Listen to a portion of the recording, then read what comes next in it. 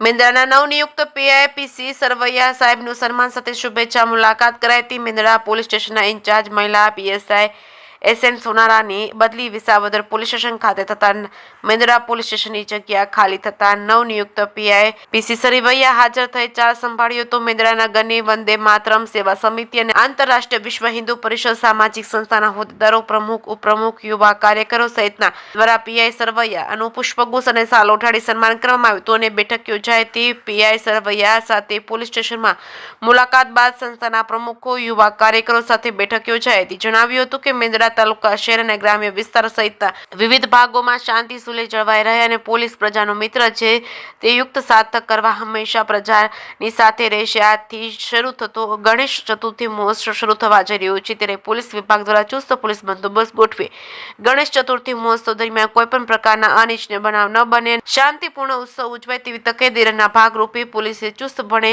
બંદોબસ્ત ગોઠવી સંપૂર્ણ સહકાર આપ્યો છે। નગરના તમામ નાના મોટા વેપારીઓ, ગ્રામજનો, રાજકીય, બિન રાજકીય આગેવાનો સહિતનાઓ દ્વારા પોલીસને સંપૂર્ણપણે સાથ સહકાર આપે તેવી આશા વ્યક્ત કરવામાં આવી છે। જે કે સિંહ ગુજરાતી સાથે કમલેશ મહેતા, મેંદડા।